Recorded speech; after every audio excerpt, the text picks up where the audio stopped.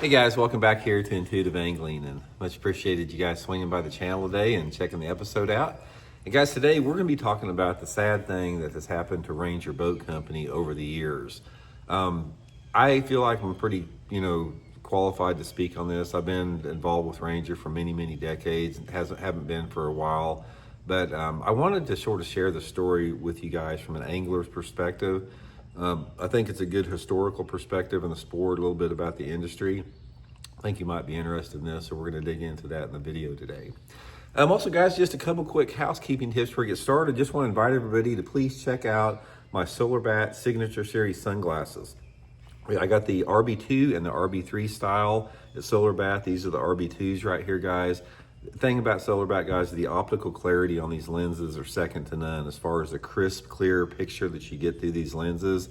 They're designed by Dr. Gary Nesty, who's an optometrist and a bass angler. They don't fog up, they stay on your head. Super comfortable to wear all day long. I'll put the Solar Bat link in the video description here. And if you use the promo code RandyB, you get free shipping and handling. And you can also get them through my Tackle Warehouse link in the description of this video here too.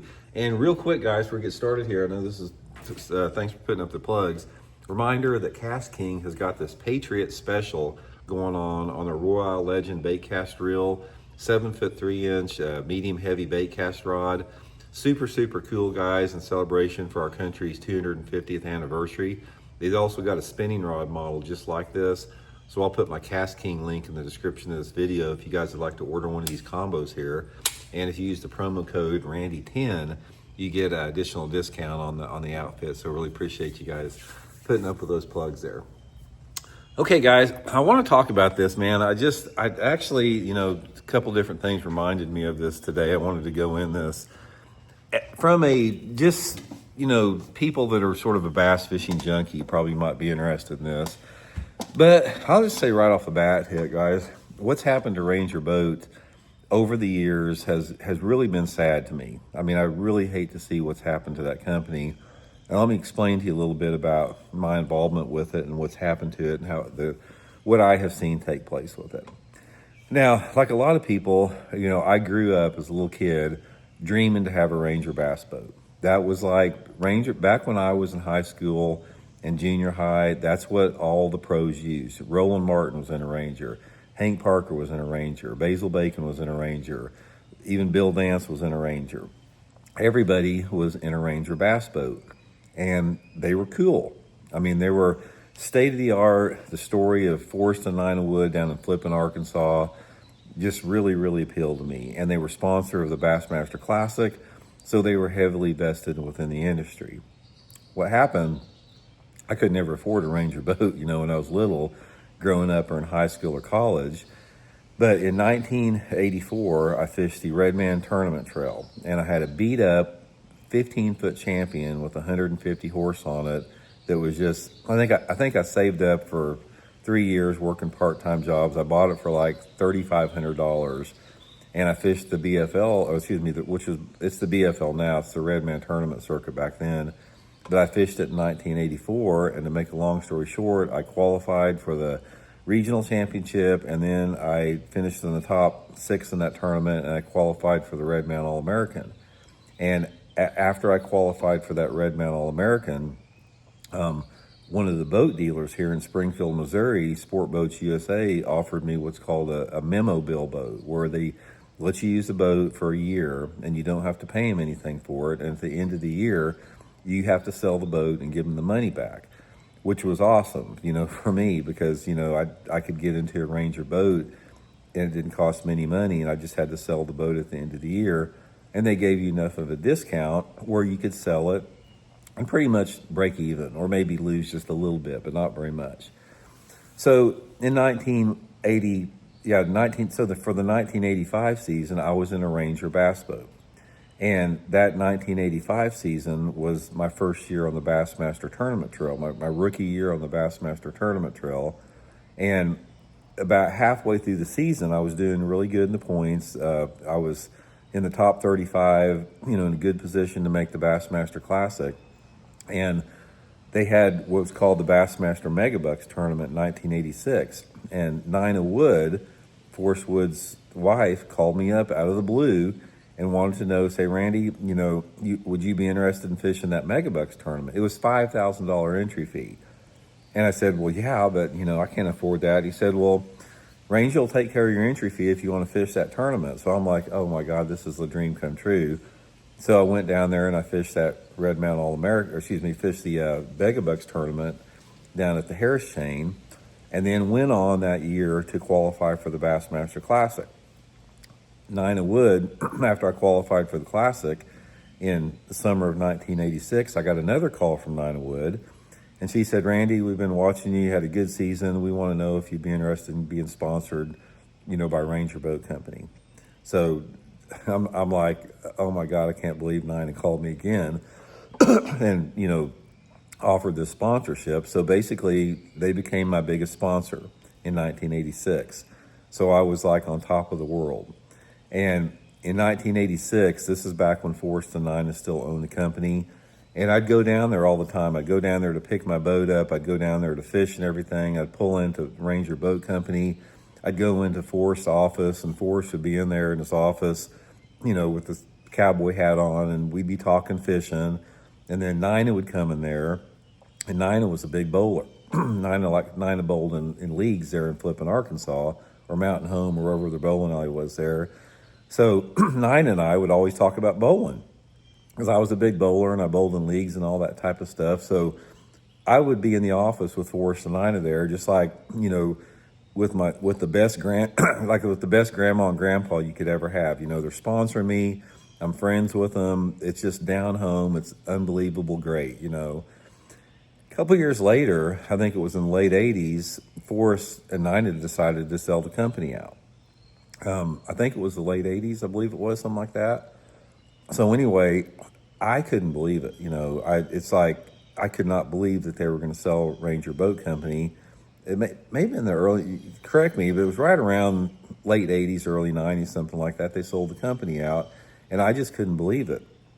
It's like, how could somebody that this was their baby, and they started this company in the little town of Flippin, Arkansas, with 1,500 people in it. It became probably the biggest employer of the town or the area, and I just didn't understand how somebody could sell that. Having so much of their passion and life and love into it. It really sort of perplexed me a lot. So what happened over the years, Ranger switched hands. I think a company called Genmar bought it out. It, traded, I think it was sold twice over the course of like the next 20 years or something like that. And in 2010, the company filed bankruptcy. And so they went to bankruptcy court. So I'm like, at this point, the whole thing, I'm still with Ranger Boats, but it's not the same. It's like Forrest and Nina didn't have anything to do with it. When I go down to Flippin, Arkansas, there'd be different people down there all the time. It simply wasn't the same. It wasn't going down there and seeing Grandpa and Grandma, Wood down there down at Flippin, Arkansas. It was like a company now. It lost that personal touch to it. And I just, I dealt with it. Everybody had to, but it just sort of sucked, So in 2010, I think it was in 2010 during this time frame, I had to set out of the circuit one year because my mom had a stroke, and I had to help take care of my mom. And then I had a bad accident on my hand. I had a knife that ran all the way through my hand. I lost the feeling in my fingers. Just a bunch of different stuff went through, and I had to set out for a year, which like to kill me because I'd never set out before. And of course, Ranger had been sponsoring me even up to that point. And I told him, I said, I can't fish next year. I got my mom's sick. I got to take care of everything. So set out for a year, and then came back the next year thinking we were going to start up again.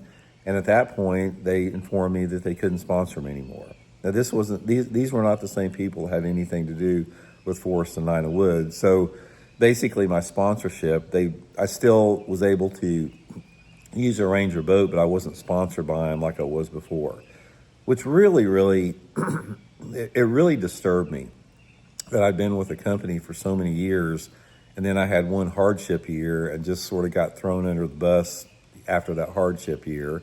And then, of course, the company went to bankruptcy. It was put up on whoever bought it, the highest bidder, and this and that. And eventually now you got it to where Bass Pro Shop purchased the company several years ago and basically got rid of all the old Ranger pros. They cut it down to just a handful of guys. They had like, I think they had like 50 people or something on the pro staff before Bass Pro bought it out, and then they cut it way back. Now, I understand business decisions. That's not what I'm talking about. Everybody has, I don't care who has bought the company, they have a right to run it how they want to run it. It doesn't, and it may be a good way, it may be a bad way, it may, cost them money, they may make money. That's not my judgment, or I'm not here to place judgment on anybody that bought the company or what they've done with it. That's their right. But the point, what I'm sad about on this whole video here, is the fact that it's just like, what the heck happened to the company? It's like, I was so connected and grounded to Ranger Boat Company when Forrest Wood owned it, and it was such a magical, wonderful experience. And that just got removed from everybody's, not just mine.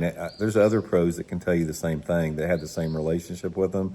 I mean, you really felt like you were part of the family when you went down there. And that whole family feeling as being a professional angler, it just went away after the company sold out the first time.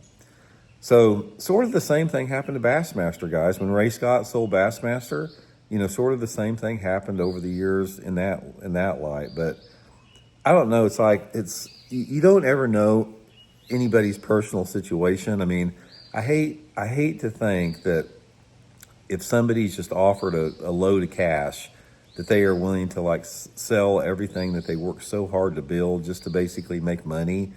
I don't know anything that was going on behind the scenes as far as why they did it, or what motivated them to do it. That's none of my business.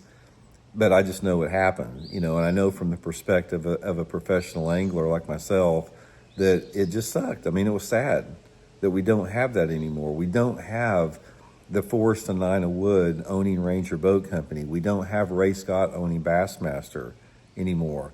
Everything has gotten bigger and more complicated, and as a result, it's just not as good. I mean, it's not being stuck and living in the past, but I can tell you guys, if you could have stepped in my shoes and experienced what I experienced with Ranger Boat Company back in the 1980s, and that energy and that feeling, and then you would step in my shoes 20 years later and see what happened to it, you would fully understand what I'm trying to express here in this video. But that's just the reality of the business world, I guess. I don't think there's anything that can be done with it. But anyway, I just wanted to pass that along with you guys. Throw me some comments here. Let me know what you guys think about it, and we'll talk later.